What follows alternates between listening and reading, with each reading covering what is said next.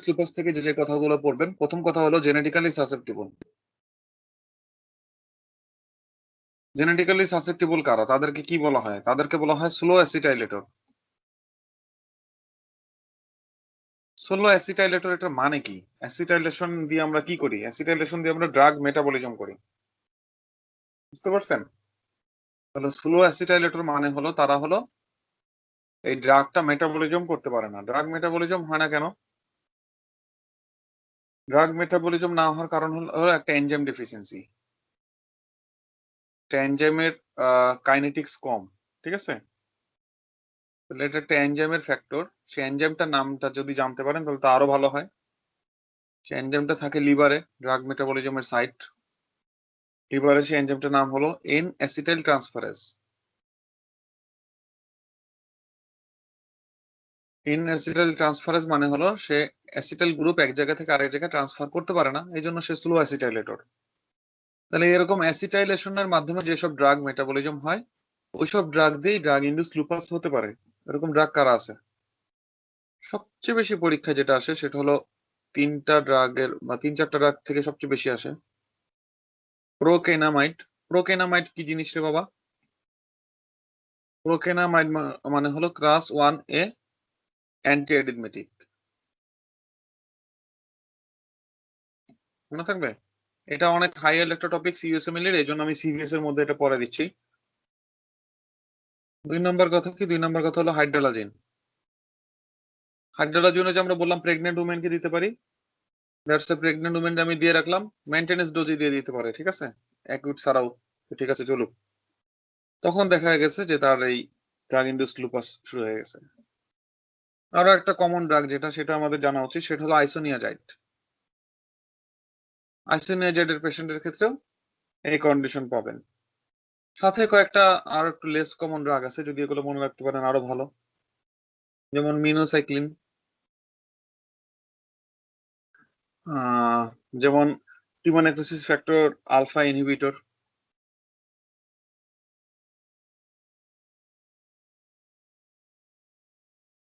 এটা কারা? এটা হলো আপনার ইটানারসেপ্ট। বানানটা ভুল হতে পারে, ঠিক আছে? খেয়াল করে দেখবেন এই বানানটাকে আমি ঠিক লিখছি কিনা। তাহলে এই ড্রাগ গুলো দিয়ে ড্রাগ ইনডিউস লুপাস হতে পারে, তাই তো? এখন আমার কথা হলো আমি ড্রাগ ইনডিউস লুপাস নাকি এটা রিয়েল লুপাস, আমি এটাকে আলাদা করবো কি করে? এটাকে আলাদা করার জন্য আমাকে দেখতে হবে যে লুপাসের সব সিমটম থাকতে পারে। আর্থালজিয়া থাকতে পারে, র্যাশ থাকতে পারে, সাইটোপেনিয়া থাকতে পারে, কিন্তু থাকবে না একটা জিনিস, অর্থাৎ ড্রাগ ইনডিউস লুপাসের ডিএলই লিখতেছি আমি। ডিএলইর কিছু ডিফারেন্সিয়েটিং ফিচার আছে।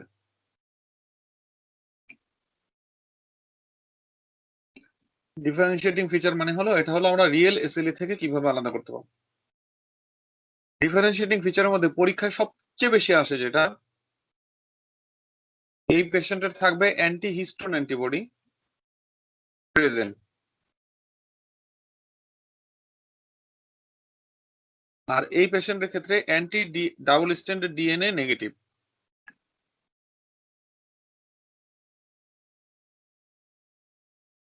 ঠিক আছে? কিন্তু এসএলই পেশেন্টের অ্যান্টি ডিএনএ অ্যান্টিবডিটা পজিটিভ থাকে। এটা হলো আপনার সেরোলজিক্যাল মার্কার নিয়ে যদি আমি কোনো সাইন সিমটমের কথা বলি, সরি সেরোলজিক মার্কার দিয়ে যদি আমি ডিফারেন্সিয়েশনের কথা বলি সেটা। আর যদি আমি আপনাকে বলি যে পেশেন্টের সাইন সিমটম নিয়ে কোনো চেঞ্জ আছে কিনা, অবশ্যই আছে। সেটা কি? No CNS and renal involvement, অর্থাৎ ক্লিনিক্যাল ফিচার আপনি কখনো এটা দেখবেন না। ক্লিনিক্যাল ফিচার এটা না দেখার কারণ হলো ইউজুয়ালি যে পেশেন্টের ক্ষেত্রে অ্যান্টি ডিএনএ অ্যান্টিবডি প্রেজেন্ট ক্ষেত্রে থাকে তারা ইমিউনো কমপ্লেক্স ডিপোজিশন করে, এবং ইমিউনো কমপ্লেক্স মেডিয়েটেড সিমটম হলো সিএনএস এর ইনজুরি এবং রেনাল ইনজুরি। তাহলে এই জন্য তারা অ্যান্টি ডিএনএস অ্যান্টিবডিও নাই, ইমিউনো কমপ্লেক্সও নাই, ইমিউনো কমপ্লেক্স মেডিয়েটেড সাইন সিমটমও নাই। এই পেশেন্টের ক্ষেত্রে আমরা যেহেতু ইমিউনো কমপ্লেক্স মেডিয়েটেড কোনো প্যাথোজেনেসিস নাই, দ্যাটস ওয়াই এই পেশেন্টের ক্ষেত্রে আরেকটা ব্যাপার হলো নর্মাল সিরাম কমপ্লিমেন্ট লেভেল। এটাও তার ব্যাপারে ডিস্টিংগুইশিং ফিচার। এই পেশেন্টের ক্ষেত্রে আরেকটা চমৎকার, এটা যদিও ওই বাংলাদেশের রিটেন পরীক্ষার মতন হয়ে যায়, তবু আমি বলি, সিমটম ইমপ্রুভ করবে আফটার ড্রাগ ডিসকন্টিনিউশন। কারণ এটা তো বুঝাই যাচ্ছে, তাই না? তো আর কি বলে রাখলাম, symptom improvement after discontinuation of the drug.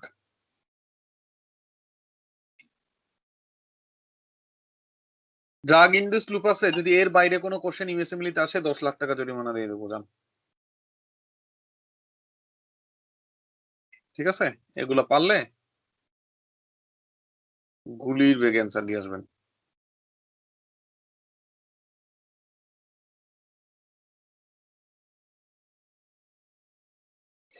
CBS এ চলে যাচ্ছে আবার। এটা সিবিএস এর টপিকস ওই দিক থেকে আর কি, কারণ সিবিএস এ দুইটা ড্রাগ ইনডিউসড লুপাস করে, তাদের অ্যাডভার্স ইফেক্ট পড়ানো হয়ে যায় এটা বললে। এখন আমরা যেটা পড়বো সেটা হলো হাইপারটেনসিভ ইমার্জেন্সি। হাইপারটেনসিভ ইমার্জেন্সিতে কোন কোন ড্রাগ দেওয়া যায়, এটা সবচেয়ে বড় কথা। হাইপারটেনসিভ ইমার্জেন্সি হাইপারটেনসিভ ইমার্জেন্সিতে কোন কোন ড্রাগ দেওয়া যাবে এবং তাদের মেকানিজম অ্যাকশন কি, ভেরি ভেরি হাই হেল্ড। আর 1 নম্বর ড্রাগ হলো নাইট্রোপোসাইড। নাইট্রোপোসাইড দিলে কেন সে হাইপারটেনসিভ অ্যান্টি হাইপারটেনসিভ ড্রাগ হিসেবে কাজ করবে? আমরা জানি নাইট্রোপোসাইড সেটা হলো ভেনোসিলেক্টিভ, ভেনোডাইলেটর। সে যখন ভেনকে ডাইলেট করে দিবে, সরি আমি নাইট্রোপোসাইডের কথা বলতেছি, সরি। নাইট্রোপোসাইড সে আর্টারি এবং ভেন দুইটাই ডাইলেট করতে পারে। আর্টারি এবং ভেন দুইটাকেই যদি সে ডাইলেট করতে পারে, তাহলে সে প্রিলোডও কমাবে, আফটার লোডও কমাবে। যখন সে ভেন ডাইলেট করবে তখন ভেনাস রিটার্ন কমে যাবে, ভেনাস রিটার্ন কমে যাওয়ার কারণে প্রিলোড কমে যাবে। যখন সে আর্টারিকে ডাইলেট করবে তখন তার টিপিআর কমে যাবে, তখন তার আফটার লোড কমে যাবে, ব্লাড প্রেশার ফল করবে। নাইট্রোপোসাইড এই পেশেন্টের ক্ষেত্রে কি হতে পারে? নাইট্রোপোসাইড পেশেন্টের ক্ষেত্রে সবচেয়ে বড় সমস্যা, এই ড্রাগের একটা কম্পোনেন্ট হলো সায়ানাইড। তাহলে পেশেন্টের সায়ানাইড টক্সিসিটি হতে পারে। তাহলে এখন জানতে হবে আমাদের নাইট্রোপোসাইড থেকে সায়ানাইড টক্সিসিটি, এটা রিস্ক ফ্যাক্টর কি কি, ক্লিনিক্যাল ম্যানিফেস্টেশন কি। তাহলে আপনাকে কোশ্চেন থাকবে এরকম, একটা পেশেন্ট হাইপারটেনসিভ ইমার্জেন্সি নিয়ে আসছে,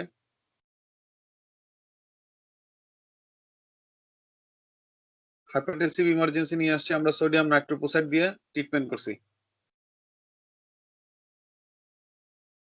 সোডিয়াম নাইট্রোপোসাইড দিয়ে হাইপারটেনশন ট্রিটমেন্ট করছি, ওয়েল কন্ট্রোল, ব্লাড প্রেশার খুব ভালো সুন্দরভাবে কন্ট্রোল হয়েছে। তার 24 আওয়ার পরে, পেশেন্টের সিএনএস টক্সিসিটি, সিএনএস সিমটম, অর্থাৎ নিউরোলজিক্যাল সিমটম, কনফিউশন থাকতে পারে, সাথে ট্রেমর। অর্থাৎ মেইন কথা, আমি যেটা আসলে গ্রুপ অফ সিমটম আছে, আমি এখানে যেটা মনে রাখছি সেটা হলো নিউরোলজিক্যাল সিমটম। পেশেন্টের নিউরোলজিক্যাল সিমটম ডেভেলপ করছে।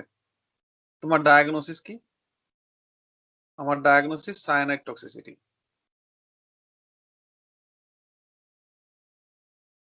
সায়ানাইড টক্সিসিটি হলো কেন? নাইট্রোপোসাইড দিলে কি সায়ানাইড টক্সিসিটি হবে? তাহলে 1 নম্বর কথা, সায়ানাইড টক্সিসিটি হয়েছে নাইট্রোপোসাইড দিছি তাই। নাইট্রোপোসাইড এখানে তার সায়ানাইডের সোর্স। এখন আমরা যেটা বলবো, কোন কোন পেশেন্টকে নাইট্রোপোসাইড দিলে সায়ানাইড টক্সিসিটি হবে। সব পেশেন্টে তো এটা হবে না, সব কন্ডিশনে তো হবে না। তাহলে এটা রিস্ক ফ্যাক্টর কি? অর্থাৎ নাহলে তো নাইট্রোপোসাইড ইউজই করতে পারবো না, কারণ নাইট্রোপোসাইডে তো একটা ইউজ আছে হাইপারটেনসিভ ইমার্জেন্সিতে। তাহলে নাইট্রোপোসাইড দিলে সায়ানাইড টক্সিসিটি হবে কখন কখন সেটা জানতে হবে। তাহলে 1 নম্বর কথা হলো ইনক্রিজ রেট অফ ইনফিউশন। আপনি যদি ড্রাগের রেট বেশি দেন,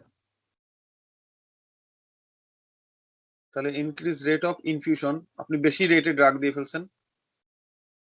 2 নম্বর কথা, পেশেন্টের আগে থেকে রেনাল ইম্পেয়ারমেন্ট ছিল, অথবা ওই যে আমরা বলছিলাম হাইপারটেনসিভ ইমার্জেন্সিতে একটা এন্ড অর্গান ফেলিউর থাকে, তো ওই এন্ড অর্গান ফেলিউর হিসেবে যদি রেনাল ফেলিউর থাকে তাহলে এটা দেওয়া যাবে না।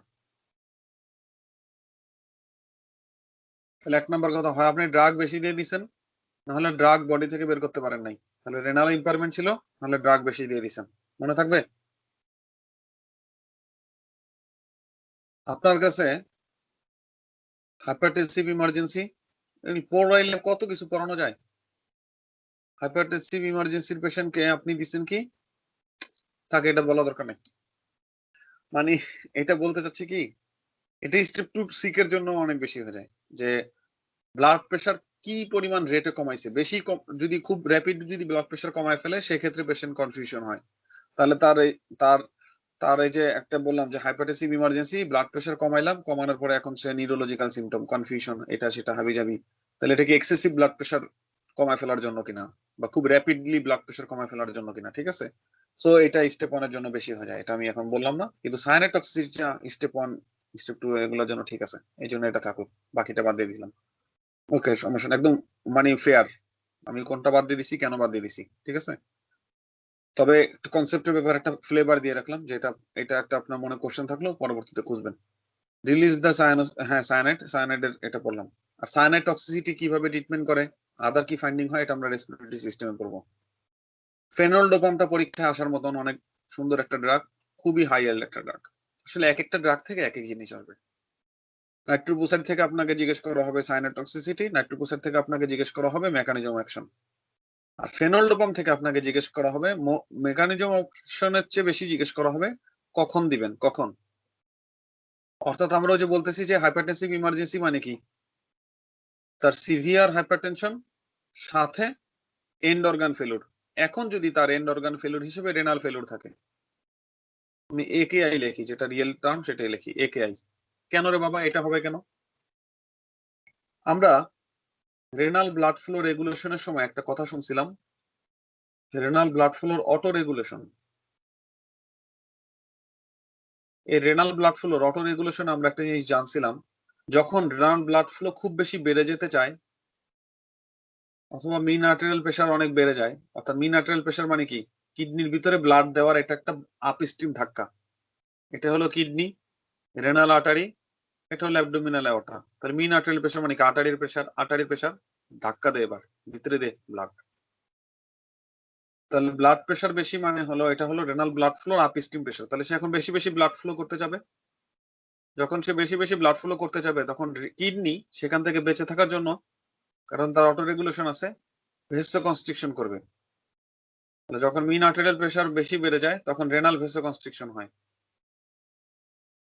এই রেনাল ভেসো কনস্ট্রিকশনটা যখন সিগনিফিকেন্ট, এত বেশি রেনাল ভেসো কনস্ট্রিকশন করতেছে, ভেসো কনস্ট্রিকশন করতে করতে করতে করতে এখন তার জিএফআরটাই ফল করা শুরু করছে।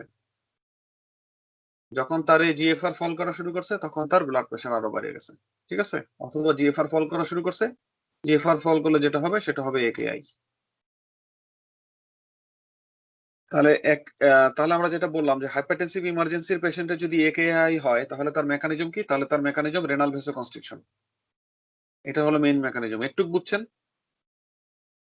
তাহলে এটা ট্রিটমেন্ট হিসেবে আমি কি দিব তাকে, এটা ট্রিটমেন্ট হিসেবে আমি তাকে এমন কোন ড্রাগ দিব যেটা দিলে রেনাল ব্লাড ফ্লোটা বৃদ্ধি পায়। রেনাল ব্লাড ফ্লো বৃদ্ধি পেলে জিএফআরটা ইমপ্রুভ হবে, বডি থেকে এক্সেস ফ্লুইডটা বেরো যাবে।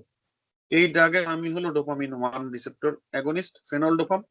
ফেনলডোপাম কি করে, প্রিন্সিপাল মেইন যে অর্গানগুলো আছে সেই অর্গানে পারফিউশন বাড়ায়। স্প্ল্যাঙ্কনিক ভেসোডিলেশন করা মানে রেনাল ব্লাড ফ্লো বাড়ানো, এবং রেনাল ব্লাড ফ্লো বাড়াইলে পরবর্তীতে এটা ডায়ুরেসিস হয়ে যাবে। এই কথাটা বলা হয়েছে ডায়ুরেসিস হবে। ডায়ুরেসিস হলে পরবর্তীতে সল্ট এবং ওয়াটার এক্সক্রিশন বেড়ে যাবে, পেশেন্টের ব্লাড প্রেশারটাও কন্ট্রোলে চলে আসবে। ডি1 রিসেপ্টর দিলে আরেকটা কথা বলতেছে, শুধু স্প্ল্যাঙ্কনিক ভেসোডিলেশন, করোনারি ভেসোডিলেশন, পেরিফেরাল রেনাল, অনেক জায়গাতে সে ভেসোডিলেশন করে। এই ভেসোডিলেশন করা মানে হলো সে ভেসোডিলেশন করার মাধ্যমে সে কি কমায় ফেলতেছে, টোটাল পেরিফেরাল রেজিস্ট্যান্সও কমায় ফেলতেছে। সো টোটাল পেরিফেরাল রেজিস্ট্যান্স কমায় ফেলার কারণে সে ব্লাড প্রেশার কন্ট্রোল করতে পারবে। স্প্ল্যাঙ্কনিক ভেসোডিলেশন অর্থাৎ রেনাল ভেসোডিলেশন করার কারণে রেনাল ফাংশনের ইমপ্রুভ হবে, জিএফআর বৃদ্ধি পাবে, ন্যাকটিউরেসিস হবে। যেহেতু সে ভেসোডাইলেশন করতেছে তার মানে সে ভেসোডাইলেটর, তাহলে সে টোটাল পেরিফেরাল রেজিস্ট্যান্স কমায় ফেলতেছে সিলেক্টিভলি, তাহলে তো তার ভাইয়া তার ক্ষেত্রে তো তাহলে রিফ্লেক্স ট্যাকিকার্ডিয়া হতে পারে।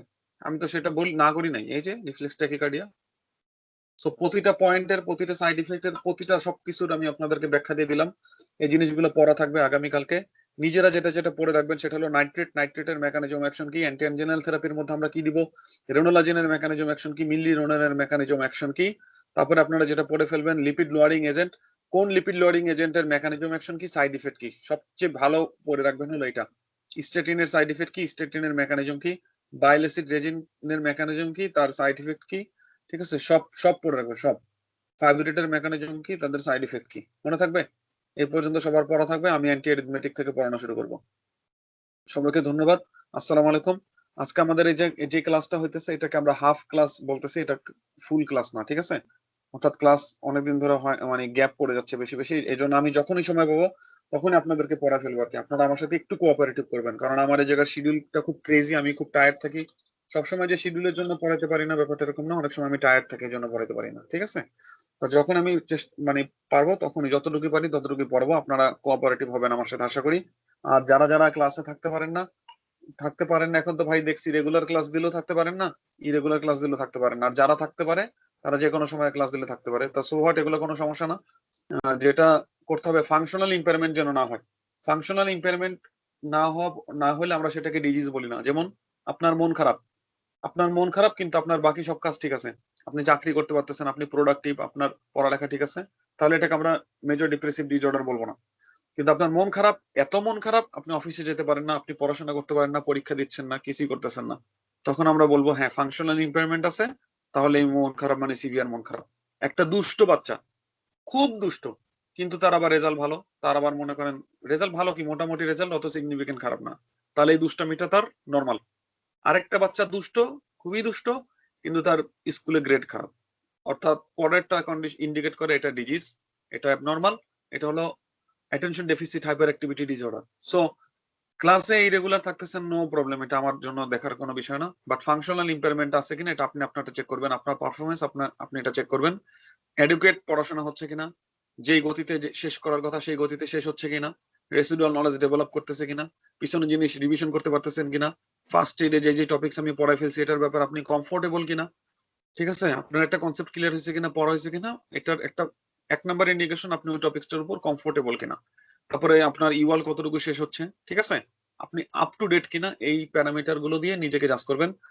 পড়াশোনা করবেন, প্রতিটা দিন আমাদের জন্য এক একটা নতুন দিন, ঠিক আছে? প্রতিটা দিন আমাদের জন্য এক একটা নতুন নতুন দিন। প্রতিদিন আমরা মনে করব যে হ্যাঁ আজকে থেকে শুরু, হ্যাঁ আজকে থেকে একেবারে একদম এভাবে করতে থাকবো, দেখবেন একদিন না একদিন ঠিকই আমাদের নতুন দিন চলে আসবে আমাদের জীবনে, ঠিক আছে? সবাইকে ধন্যবাদ, আসসালামু আলাইকুম।